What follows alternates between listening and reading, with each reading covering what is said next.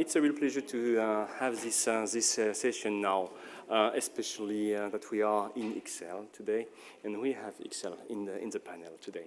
So why? Because most of us are living in urban areas, 70% of people. We are all representing this. And they have a lot of challenges in order to help citizens to live in good areas. And this is exactly what the project HARMONIA is about. So I'm really delighted to have today a representative of municipalities, and so Remco Timmerman, our EU evangelist. I'm pleased to... Thank you very much, Emmanuel. And welcome to the HARMONIA panel. And this panel is going to be very different than the panels you've seen, because we actually have the end users in the room. We've talked about the end users for a day and a half, but we haven't really met them. So here they are. Let me ask you a question. We've heard questions for the audience before, but this one might actually apply to you. Who of you live in a city? That's probably more than 70% here in the room, so we're all city dwellers. And as you said, Emmanuel, 70% of Europeans actually live in urban environments, in cities. And therefore, cities are important in relation to climate change. To keep cities livable, they will need to adapt to the climate crisis that we're seeing at the moment.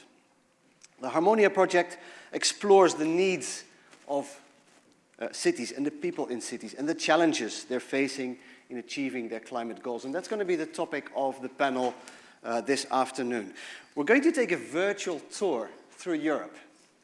Again, very different than what we've seen so far. We're visiting cities starting in Excel. We are in Excel, part of Brussels. We're going to Haarlem in the Netherlands. We're going to Milan in Italy. We're going to Helsinki in Finland.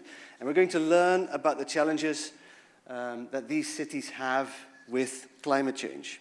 We're also going to hear from the European Union level. So our representative from DG Regio, Joachim Maas, will talk about the requirements that the European Union has on cities in relation to climate change challenges. Now, these are all non-space people. So it's a unique opportunity to listen to the words they use, the language that they use. And I'll come back to that in a little bit later.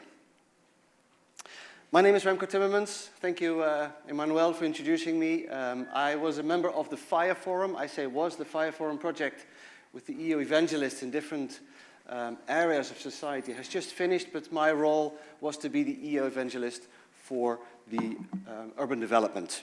Hence, I got the honor to talk to people here who represent the city. So, quickly introducing Joachim Maas at the end, representing DG Regio of the European Commission.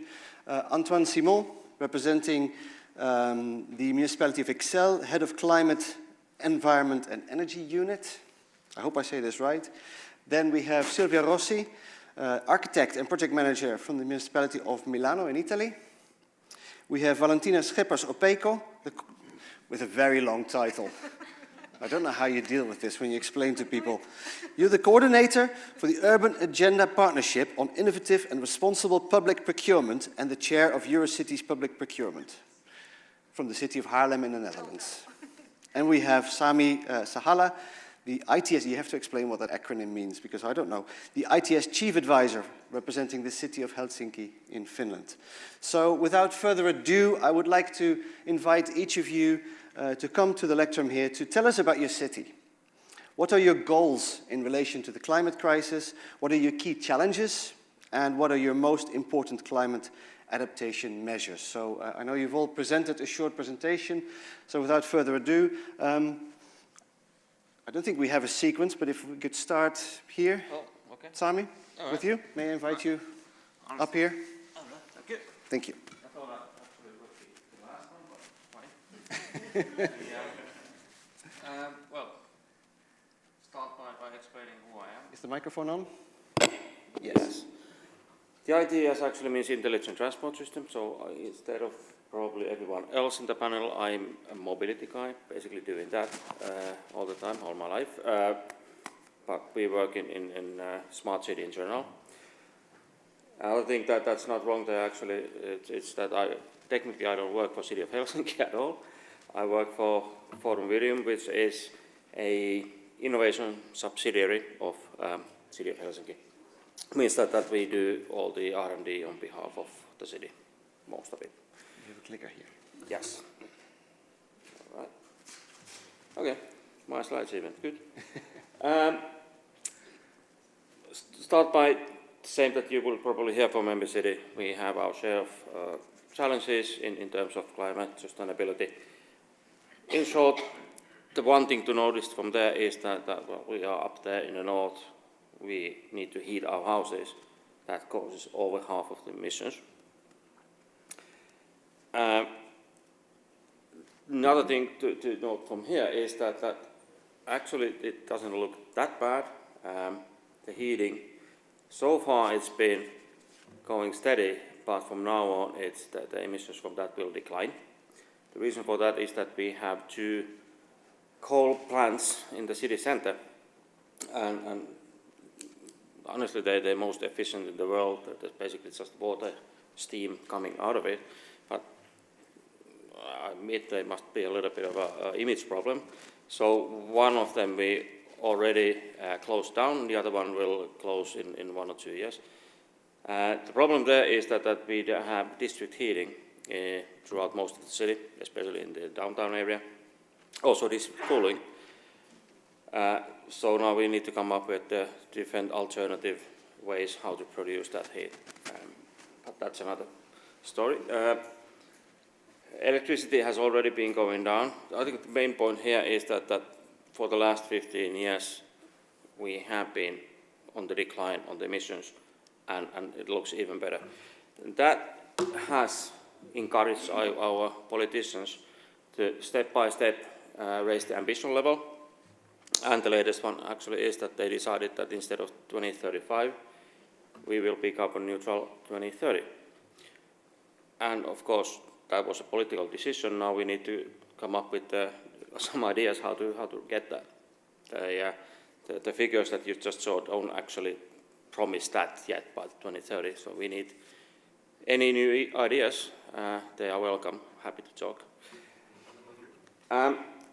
So we have a number of different action plans and papers and strategies like everyone else most likely have. I'm not going to go through them. Here, I did take a look. The last one, maybe the main one, now the second new version of the action plan itself. 147 actions, different categories. Most of them obviously are kind of direct measures how to cut down the emissions. But actually there's quite a lot in the more indirect ones, the numbers 2 and 3 on the slide. And I'm going to actually pick one of those because that may provide a better link to the theme of this event. You know, the direct ones are you can imagine, regulation, just ban emissions, basically. That's what politicians are good at doing. But the ones that I'm going to tell you a little bit, and the topic I picked is urban green. One of the bit more indirect measures that can help on climate challenges as well as then provide other benefits. Is somebody here from Spotted project? Okay, I was hoping that you could explain better than I can, so let's not go there. The point here is that we do, like I said, we do R&D on behalf of the city. This is an example of doing R&D project in order to, say, lay the foundation for further actions, create data, manage data, as it says, provide support for public administration in managing the urban green. Another one that we're doing, also need to mention this is actually from Estonia, Tallinn. Helsinki and Estonia are close together. We are twin cities, which means much more than normal twin cities. We actually do stuff together, we cooperate, we harmonize everything between us and so forth. But the point is that we need use cases that define that what is the data that we need, what is it that how we can support the actions. Then the actions are the ones providing the major impact, but then behind the actions or before them, you need different types of support, one thing being data. I'm going to focus on that. The urban green point here is that this one, what's in the video, is actually we have two different projects focusing on providing the planning tools for urban green. But before you can plan, you need to know what the situation there is, as it is now, which means we observe and monitor which to different kind of data collection about the urban green, which means that we are actually building a digital twin. We have now every tree in our city, the whole city in our digital twin, with different kind of information about it. And then that is the foundation, and now you saw one use case, further planning about them, but then building these different elements, enlarging and enhancing the digital twin is basically what we do as the kind of maybe the, I don't know, was it the number 2 or number 3 level support for the climate actions then. This is my last slide, I promise. That was urban green, but I said I come from mobility. When city gave us the product ownership of digital twin, which means that we are enhancing it, developing further for city planning purposes, as it is.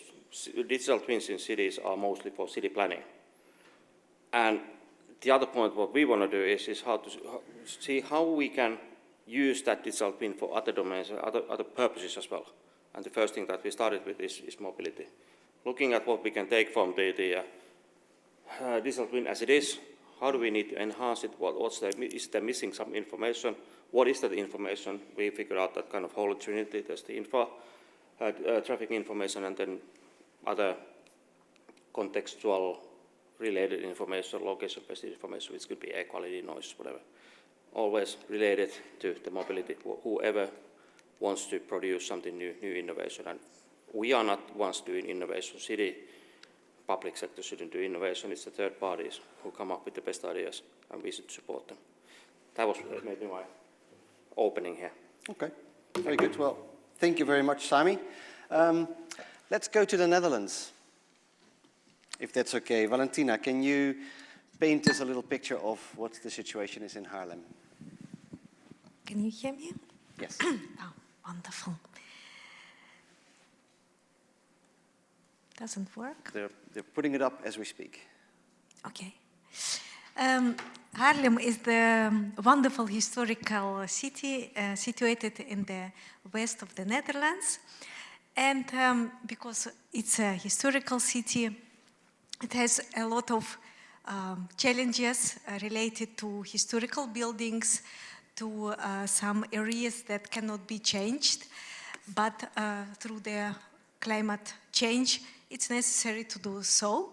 And in 2022, Haarlem won Innovation Capital City Award because of circular, innovative, and social innovations we do in our city. City of Haarlem is also coordinating City of Urban Agenda Partnership. This is the long of innovative and responsible public procurement. So we started 5 years ago, and as you see on the left side, it was not very popular 5 years ago. A lot of people saw procurement as a kind of sad, boring stuff from administrative department. But luckily, during all these years, still more and more organizations in Europe see that public procurement as a strategic tool is a very powerful instrument and tool to achieve more climate adaptation, circularity, sustainability, more social responsibility. And City of Haarlem is also working with the Protect, EU-funded Protect project.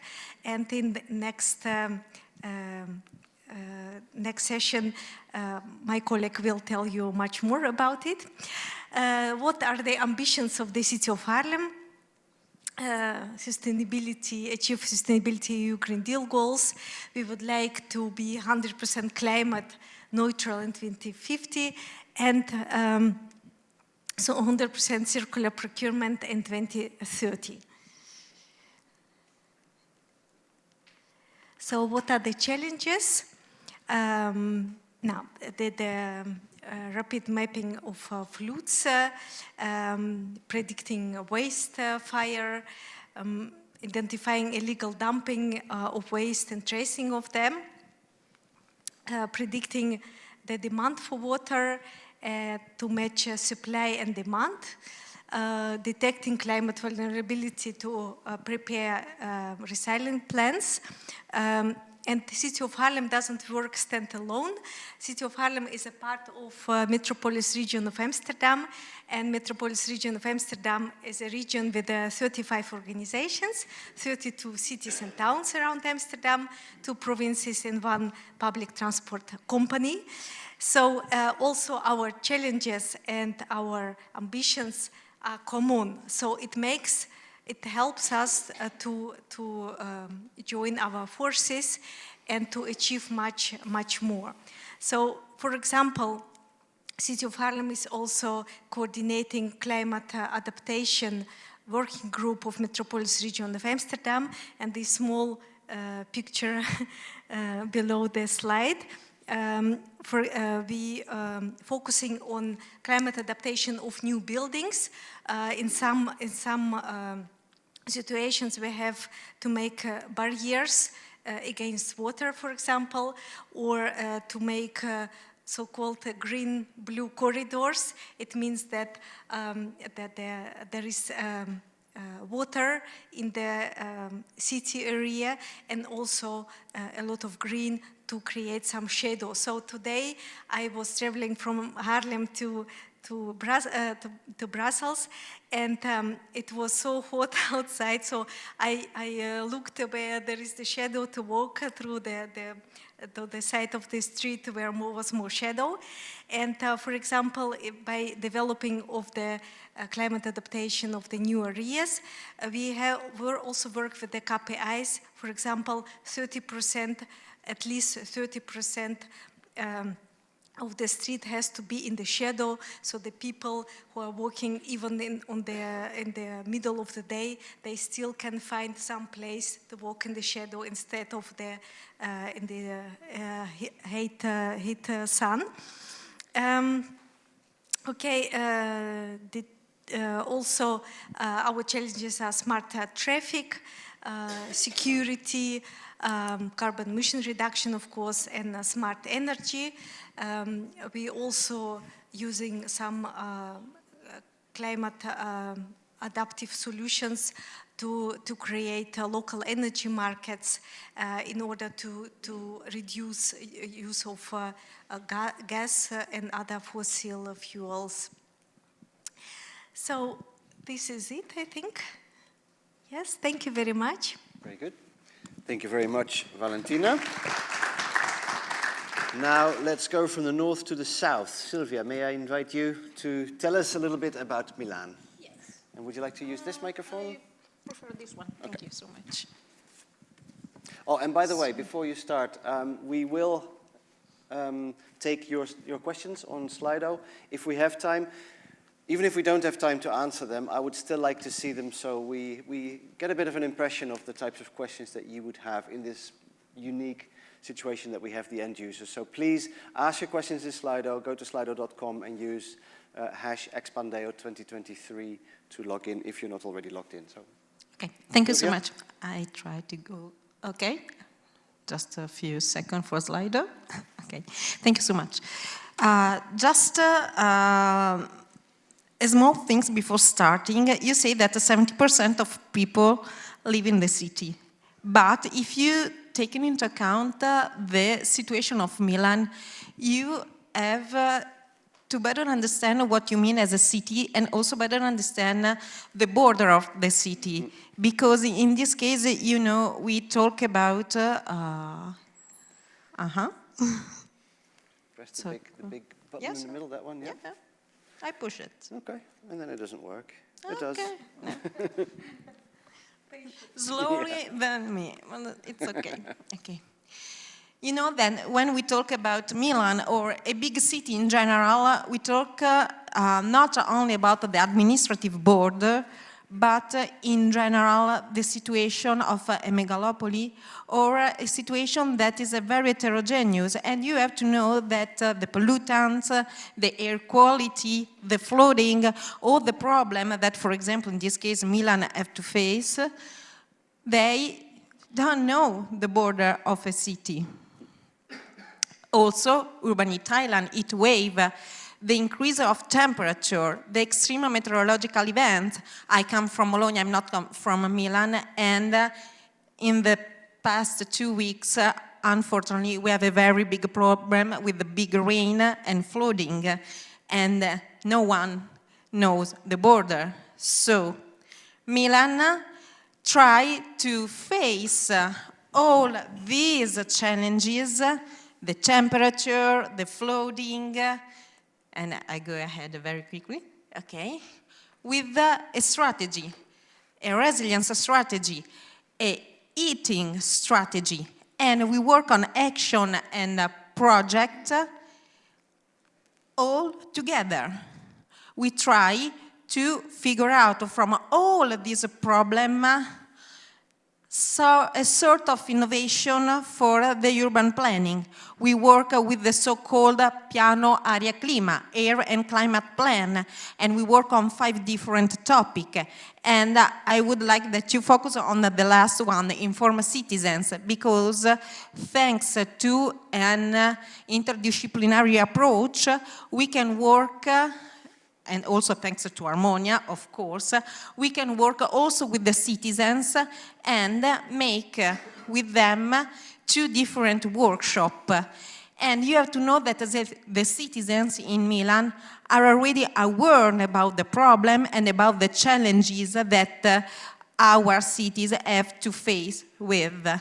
So with them, I try to better understand how to move in the city and also how to move with the social innovation approaches. And well, most of the important things that I remember is that a student from Polytechnic of Milan say that we don't have to think about the city as the historical city center, because we only focus on that, always. No, we have to open our mind and think about the city as the city center, the suburban, the countryside, and try to better manage the resources. Of course, the project, European project, the money, but also the human resources, so we can plan an integrated city. And the resources have to move from the suburb to the center and to the center to the suburb, so we can better manage the traffic, manage the greener of the cities. And thanks to HARMONIA project, the output will be a platform that will work on the assessment, the risk assessment for the climate change. Surely we can improve this process of our new urban planning. Thank you. Thank you very much, Silvia. That was a whirlwind tour through Milan and through some of the issues. We're going to come back to where we are right now. So I'd like to invite Antoine, who represents the municipality of Ixelles, which is where we are right now. Yep. This is almost where we are. Technically, the museum is on Brusselsville area, but I literally work 3 blocks away from here, so it's almost as if it was Ixelles. Thank you for inviting me. So my name is Antoine Simon.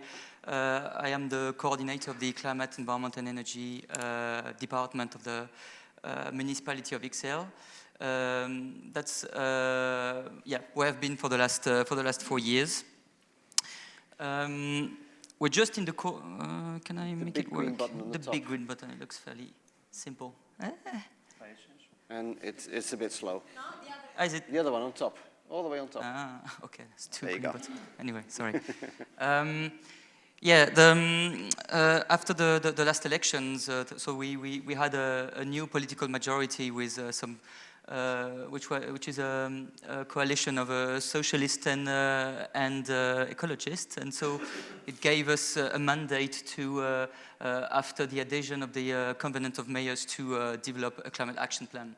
So it's been a fairly long process that is just about to come to a positive conclusion. It should normally by the end of this month be approved by our city council, so that's why I'm putting things between brackets at the moment, but it should be all right. So definitely our climate action plan aims at reducing our CO2 emissions by 55% by 2030, so aligned with the EU objectives, and to reach carbon neutrality by 2050. It's also a direction that the Brussels region has taken. Which is like one thing which is important to mention, because Ixelles, like I said, is a district of what we call the Brussels region, but which is basically a big city. But then we have this interesting multiple administrative layer we have to deal with, which is also one of the challenges we have to deal with as well, to make that sort of a major plan, which as it was mentioned before, climate does totally ignore borders, so it doesn't care about whether it's in Ixelles or in Brusselsville or anywhere, any other district of the Brussels region. So anyway, we need to make our climate action plans, but also be aware that the neighboring districts also make theirs, and so we need to align with each other. Anyway, just to say that we're just about to have this climate plan, which is highly likely to be composed of 122 ongoing actions. We haven't waited to have these climate action plans to start making actions, luckily, and with 91 actions still to be launched in a unsurprisingly wide range of areas that you could have expected: mobility, food sustainability, waste and resources, nature and water, and energy and building, to say it quickly. That we divide in two categories: the actions which belong to the mitigation actions to reduce our GHG emissions, and adaptation, to basically adapt to the part of the climate change that we will unfortunately not be able to avoid. I'm making that difference as well because as part of the HARMONIA project that the Ixelles municipality is part of, this IRED platform that was mentioned by Sylvia shortly before is definitely aiming at help us to better assess where our priorities should be, particularly in our adaptation measures. And that's what I will focus on in my last slide. Sorry, it's a lot of words, but I'll get through them with you. So now, what does it mean concretely for us in our everyday work to try to deal with these adaptation measures? It actually means some very concrete challenges in our everyday life. That means like very technical ones. That means dealing with all the historic city planning. We cannot widen streets. We also have to deal with some very restrictive regulation to preserve real estate properties or historical buildings. How do we deal with these buildings? We also need to deal with all the underground equipment, with all the tubes and pipes, whenever you want to build new tree pits with some magnificent integrated rainwater management systems. Well, you still have to deal with all these equipments that we also need to transport water, electricity, etc. That's a challenge. We also have some external challenges. We have to definitely act on private spaces and properties which don't belong to us, and so obviously we cannot do whatever we want. When we want to target, for instance, one private park, some private buildings, we cannot decide as a municipality that it should be renovated or that it should be changed. So we need to create a feeling of adhesion from the people we want to work with. And obviously also externally, there's definitely something we all have to struggle with, which is the resistance to change of the population, even though what's happening again this week shows us that climate change is definitely happening, and it, even in our fairly pleasant Western European regions, where we've been quite preserved from the worst climate change consequences so far. And so, but despite this, changing our habits is difficult, it takes time. And there's also the question of whether at some point we have to go through some more coercive measures, which is also quite highly unpopular. But after, I think, when was the first COP? More than 30 years ago. I think it's definitely time to make a bit more efforts now. But so that's also one definitely big challenge that we will have to face sooner or later. Then we have other big challenges which are much more internal in our administration. We need to mobilize the entire administration. It's not something that can be dealt with only by the department that I coordinate. It needs to be shared by all the departments which are concerned by far, in one way or in another with all these actions that should be taken. And of course, we need to ensure consistency and continuity in the climate actions that we launch, despite the likely political changes from one election to the other, which is also a big thing. And just to conclude, some extra challenges which are definitely not the least important. The first one is, how do you improve climate resilience without increasing gentrification in our territory?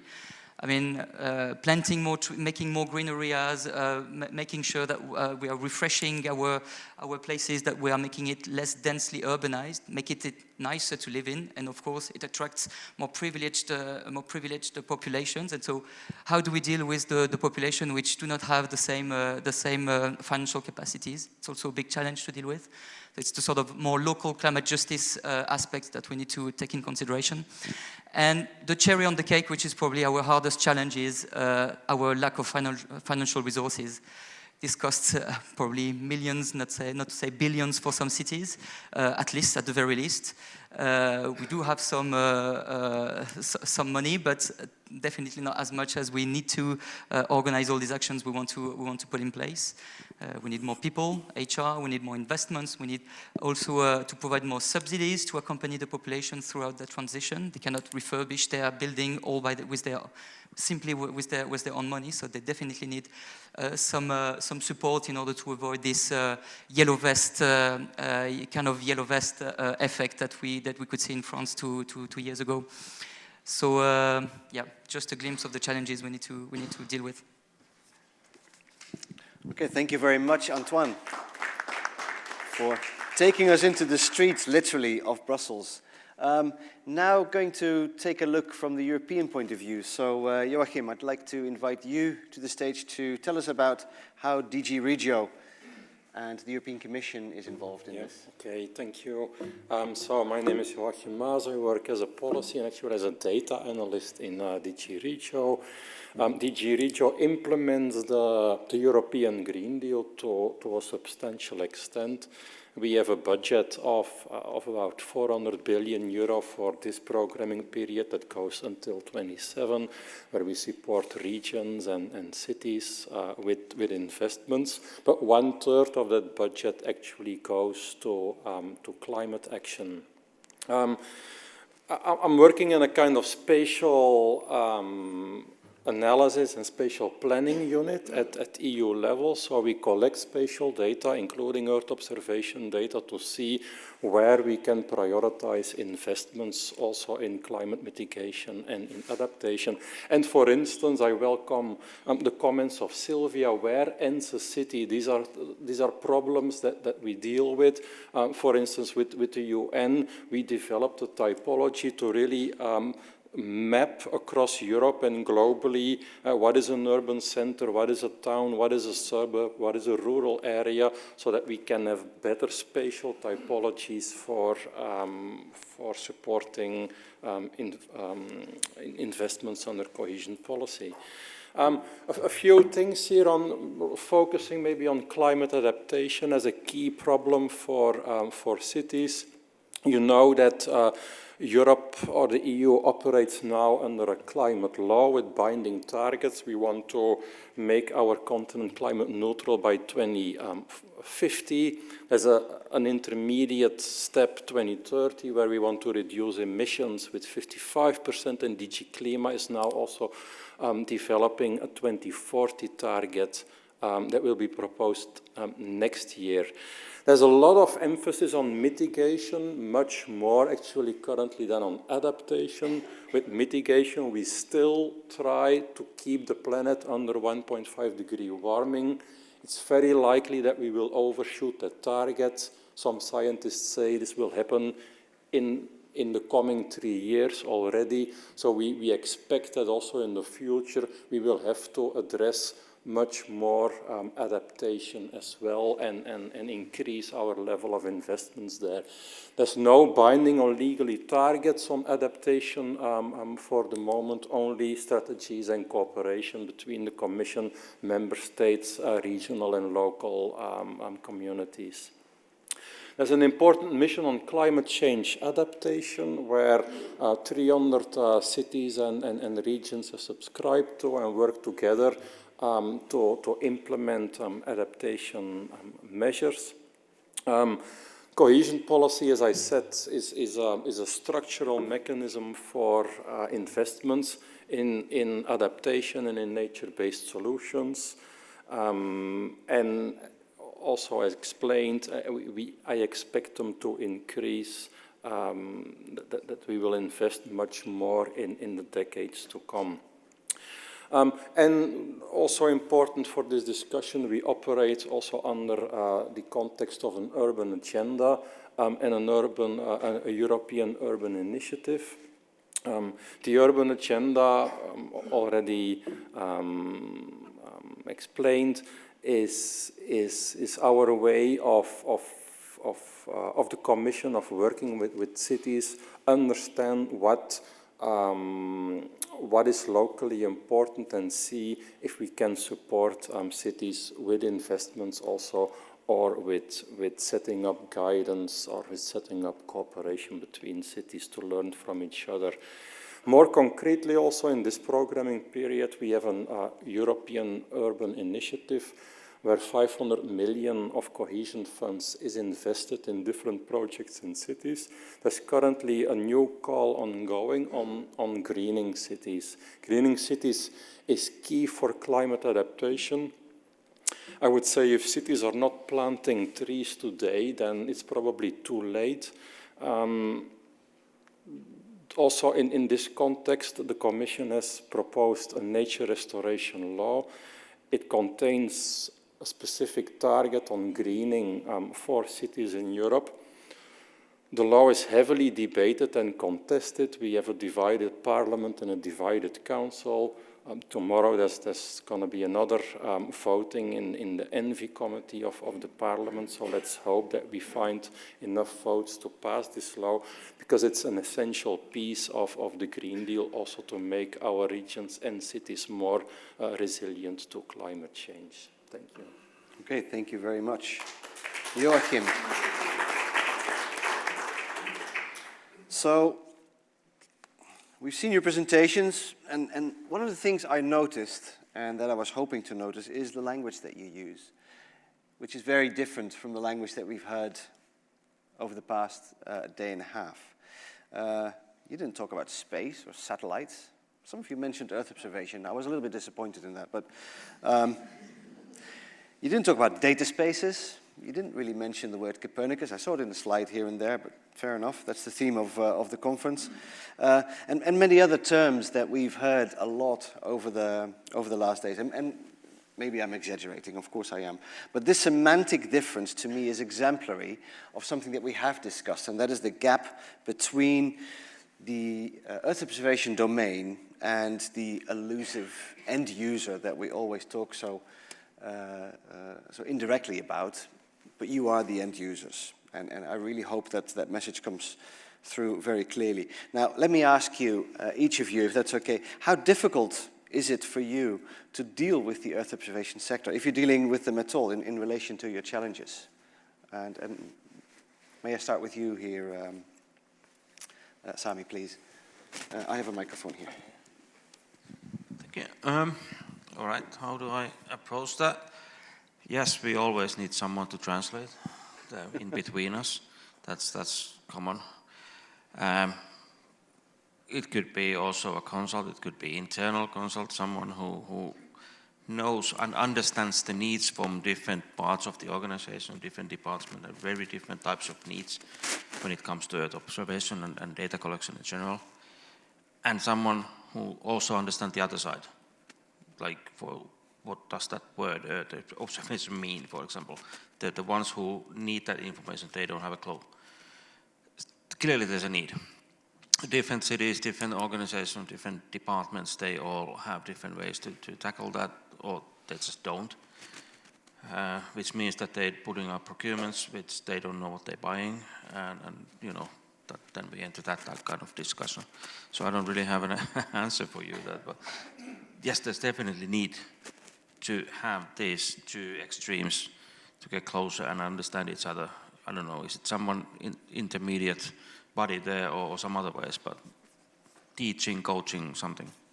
I think you said something very important there, and I'd like to ask Valentina, well, the same question, of course, but also you said some of the people in the municipality don't know what they're buying, and I think that's an important statement, and you're very heavily involved in public procurement, so how do you deal with the gap in language, but also maybe in the solutions that are offered by Earth observation versus your challenges? Yeah, thank you. So also as coordinator of the Network of Urban Agenda, what we see is that a lot of public authorities do not realize that Earth observation can offer solutions for the challenges and struggles public authorities are dealing with. So I think what could help is also use procurement as a kind of tool that would fill the gap between market parties who are in organizations who are delivering this service and also public authorities. As I mentioned, we're also working with the EU-funded project Protect, and this project offers pre-commercial procurement support for public authorities that could help also to find the right solutions in terms of Earth observation and climate services. Okay, thank you very much. Can you pass it to Sylvia? And Sylvia and also Antoine, you're involved in HARMONIA, so maybe HARMONIA helps you in this challenge? Yes. And, well, I'm very proud to be a part of HARMONIA because in the previous panel, one thing that I want to say, when we talk about EU data and the gap that you mentioned about language and the semantic and so on, the problem, well, I'm working since 2016 in public administration, and I noticed that there's a problem about the language because you have the technicians in the office of the public administration, you have the politicians, and then you have to interconnect with the word, I mean the tender, the small medium enterprise, or all other technicians. For example, I'm an external consultant for the public administration and I'm an innovation manager. So my language is totally different between the politicians and the technicians from the public administration. And I think that what is really missed is some professional skills that is a sort of connection between public administration, and I mean politicians and technicians, and what is outside of the public administration. So how can we work all together? How can we use a public procurement to support your climate adaptation? So I can also answer to a question. We can work on new professional skills, okay, that can support this transition, that can translate in the two different languages and try to cover this kind of gap between who at the government of the territory and who can work with the data, with the EU data and the big data in general, and can give this kind of data to our territory and work on that for find some solution to all the challenges that we saw before. Okay. This is my suggestion. Okay, thank you very much. And thank you for answering one of the Slido questions on the fly. Yeah, Antoine. Yeah, I mean, Sylvia said some things I also had in mind. Maybe just to add up, I mean, Harmonia is definitely an interesting experience for us. First, because it gives us some information and types of data we usually don't have access to, and that will allow us to partly answer or tackle one of the challenges that I mentioned before, which is the last one, the money one. Like if, thanks to that sort of data, we're able to actually really understand where our biggest impact can be, thanks to the data we're provided, then that's definitely one way for us to exactly know where we can, with the limited resources that we have the highest impact. So that's definitely an important point. The Harmonia experience is also interesting because that's, as you rightly mentioned just before, it's a meeting between two worlds, and the administrations and the researchers. Definitely, it takes time to understand our respective languages. So it's also an interesting experience that shows that we definitely need a place, an avenue, or a canal where our two worlds can meet and see where we have some common work to do. That's an interesting statement, and I was going to ask that later, so I'm going to stick with that for just a second on that particular thing. Is how can we facilitate the meeting of these two worlds? I mean, you're here at an Earth observation conference. I think that's a good example. But how can the Earth observation community reach out to people like yourself who can benefit from Earth observation data? How should we do that? Yeah, I mean, I don't know. Like Harmonia is really our first opportunity to meet with this world. I can't really think of a better avenue than indeed like this European project, where the conditions to apply and to receive the support from the European Commission is to definitely combine assets and knowledge and values that can only be taken in the places where the expertise is, and so and also with this condition of innovation that also pushes actors to speak to each other while they wouldn't necessarily do it naturally. So that's one interesting, at least, avenue. I don't know. There might be others, but I can't think of others for the moment. Well, you mentioned the European Commission. Let's ask the European Commission. Yeah, what I think is that there is a big gap between the two communities in terms of application. So we have the Earth observation community who produces a lot of data. We have users on the other hand, and they don't know what to do with these data. So in between there is often a layer missing with clear applications and data layers that feed directly into the policy part. Take the whole problem of urban heat islands. We start to measure fairly well from space surface temperatures in cities, and it's being produced daily almost. But you can't do anything with these data. What you need is an urban daily temperature forecast. With a very detailed spatial map where it's going to be hot in my city today over the summer. And you need other data as well. Are there any schools? Are there any hospitals in the neighborhood? Are there living low or high income groups? Is there sufficient green? Is there older people living there who are the most vulnerable groups? And by combining, obviously, these sets of data, you can take much better measures on the short term or even structural measures on the long term. And often I believe that this in-between interface between an Earth observation community and policymakers is missing, and we need to invest in such structure as well. I think that's an extremely valuable statement that you make, that there might be a layer missing. And you mentioned, well, most of you mentioned it, and you mentioned it literally, we need a translation between some of the things that we've heard, I guess even in the panels this morning, which to me were highly technical, and no offense to the people who presented this, but I missed most of the message just because it was way too technical. So thank you for proposing this middle layer that will help us. And perhaps I was thinking while you were speaking, Joachim, that the weather forecast that we see on TV every day for your country, for your region, is a good example of how to present space data, completely separate from the fact that the weather forecast is produced based on space data, because it's irrelevant. People want to know if it's going to rain in my garden or not. And maybe that as a good example.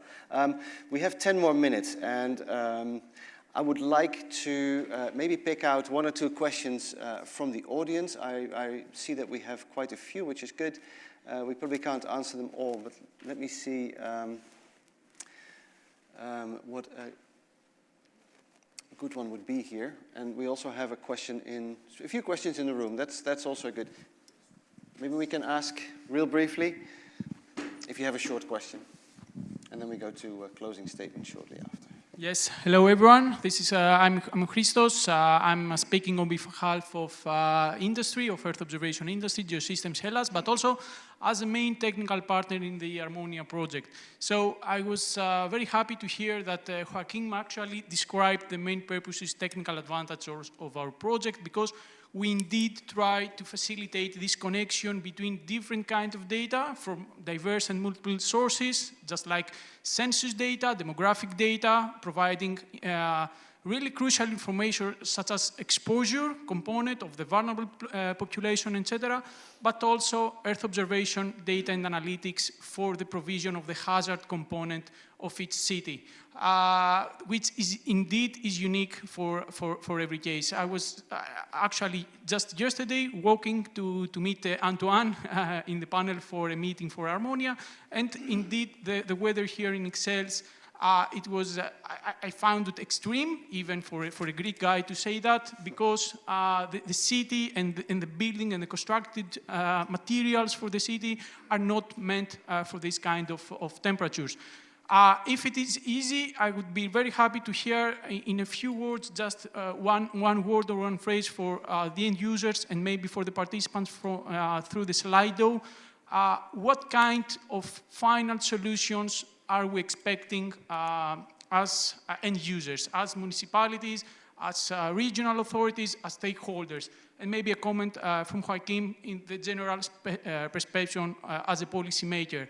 Are we do we want more data? Do we want more intermediate layers and services, such as statistics, analytics, etc.? Or do we want ready, off-the-shelf softwares that provides decision-making information? In HARMONIA, we try to do all of it, but we're resulting 2-3 distinct decision support systems. But I'm really curious to hear what you think, and also in Slido, it would be really good to put that as a question. I don't think we can put up a poll so quickly, but yeah, real quickly. You. And this may be a good final statement. It links with what I was going to ask at the end. So maybe we can ask all of you the advice to the Earth observation sector about how to connect the benefits of Earth observation to the challenges that you have. Real briefly, what is the key thing that is missing? Killer apps. Killer apps. Yeah, that sounds good. Something. No, I was thinking that we need something for the city organization always, but that shouldn't be the point. It should be what the local residents want, the local stakeholders want, or the third parties who are doing the innovation and coming up with new solutions, and those killer apps. Because we, as a city organization, probably will not be able to do that. So, yeah, a bit longer than short answer, but yeah. What we need as end users are not only climate adaptive solutions, like, for example, if you're going to make buildings climate adaptive, maybe you have to raise it or to make more shadows, but we need information about which areas are more flood sensitive, or where is the heat most of the city in the areas. But not only this kind of solutions we would need, but also we need solutions for challenges such as security. So we do not need probably less of people who are police officers or police officers in the city. Because of the Earth observation, you can see some maybe criminal activity somewhere. You can avoid something, maybe. Or, for example, illegal waste dumping. In the Netherlands, it happens often in the forests. They dump the waste, and it costs a lot of money to search for it and to avoid it. But maybe the Earth observation could deliver a solution for this challenge. There are also plenty other challenges. I think if you would look what end user really need, to look at the challenges, maybe it could help to make this connection. And I think also from other way around, what could help to make a good connection, if you look at the public authority, it would help if we would formulate our procurement need as a challenge, because then that stimulates innovation, that stimulates also these creative solutions of all organizations and companies who are delivering climate services in Earth observation solutions. For example, if I would like to have new lamps in our city hall, if I would formulate it very traditionally, I would say we would like to have lamps, and preferably with this technical specification, and preferably from Philips. Example giving, there is no room for creativity, no room for innovation. This is it. But if I would say we would like to have lights in our city hall, then probably the market will come with the different solutions. Like, for example, you can, with the investigation in bigger windows, you can get more lights, or you will probably get LED lamps that they are very, or with the solar panels, some solutions, whatever. But you see this difference between traditional and innovation through formulation of your procurement need. Okay, I think that's a strong statement, and it connects to our next session as well. Can we keep it very short, because as you can see on the monitor, we're running really short in time now, but your final statement. What is the biggest thing that you need? Which of these one? No, just a question that I asked you now. What is the biggest thing that you need, in a few words, from the Earth observation sector? More interconnection between all the offices in the public administration, as a first things. And maybe I think that also training for all the public administration, but both politicians and technicians, because politicians need something as a HARMONIA support to better understand what the territory governance means, and the technicians, of course, to collaborate in an interdisciplinary way. Okay, thank you. I mean, to be very frank, I know absolutely nothing about Earth observation, so Good. It's difficult for me to say, you people, I need that from you because I know you have that expertise. But what I would definitely be very interested in as an exercise is, I mean, when we did our climate action plan, we all started it by first making a carbon footprint assessment. And that's from this, and from also a vulnerabilities assessment, climate vulnerabilities assessment, that we, from this, designed our climate action plan. But based on what we knew could be possible to do, I have absolutely no idea if some other solutions to reach our objectives could be done via the solutions that the Earth observation community can offer.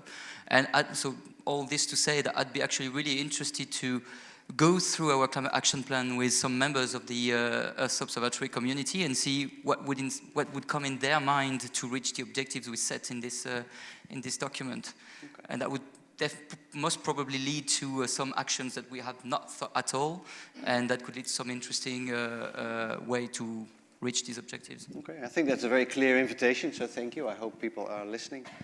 And then we'll finish with you, Joachim.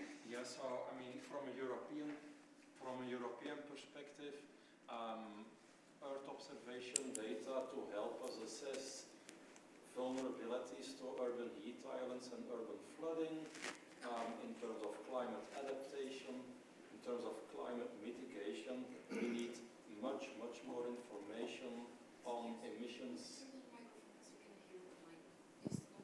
From a mitigation point of view, we need rapidly more information on the emissions from individual buildings and from transport. Okay, and again, I hope people are listening because this is a call for final products. And that bridges this session with the next one. So I hope you're all able to stay for the next hour because we're going to hear pitches from the industry right now. So I would like to thank my panelists very well. Please, a round of applause for my panelists here. And I'll hand it back to Emmanuel to introduce the next session.